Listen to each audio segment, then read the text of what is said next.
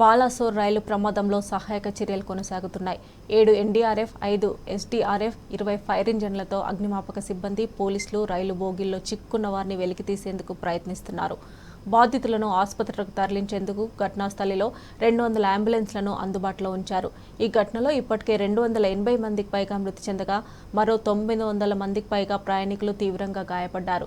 మృతుల సంఖ్య అంతకంతకు పెరుగుతోంది. ఒడిశా రైలు ప్రమాదంపై రాష్ట్రపతి, ప్రధాని దిగ్భ్రాంతి వ్యక్తం చేశారు. ప్రమాదంపై సమీక్ష నిర్వహించిన ప్రధాని క్షతగాత్రులను మెరుగైన వైద్యం అందించాలని నవీన్ సర్కార్ను ఆదేశించారు.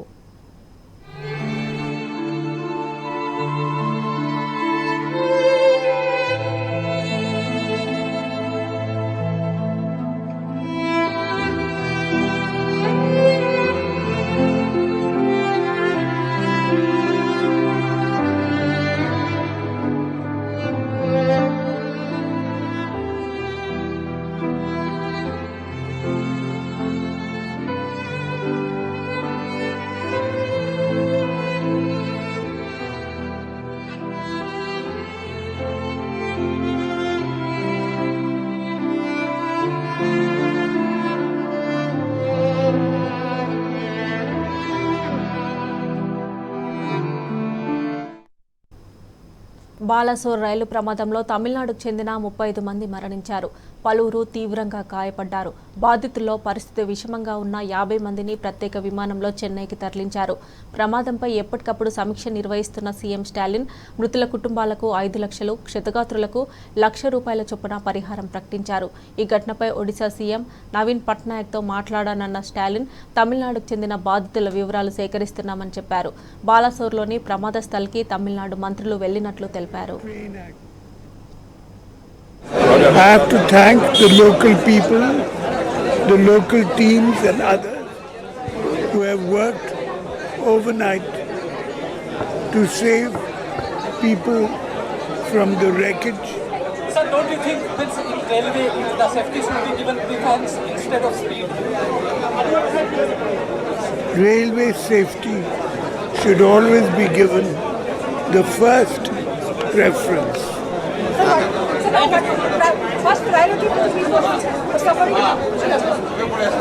The people have been taken to hospitals here in Balasore, also in Cuttack, so that they recover as fast as possible. You must be very upset now, sir.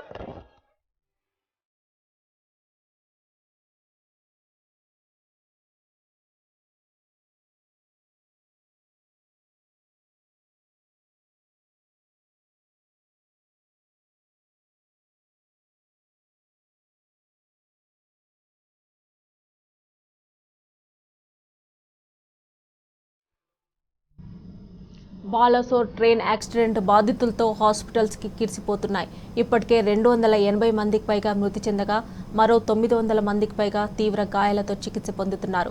అయితే ప్రమాదం గురించి తెలిసిన భువనేశ్వర్, బాలేశ్వర్, భద్రక్, మయూర్భంజ్, కటక్ ఆసుపత్రులకు క్యూ కడుతున్నారు. క్షతగాత్రులను ఆదుకునేందుకు ముందుకు వస్తున్నారు. స్వచ్ఛందంగా రక్తదానం చేసి బాధితులకు మేమున్నామనే భరోసా ఇస్తున్నారు. ఏ హాస్పిటల్ చూసినా బ్లడ్ డొనేట్ చేయడానికి వచ్చిన యువత దృశ్యాలే కనిపిస్తున్నాయి.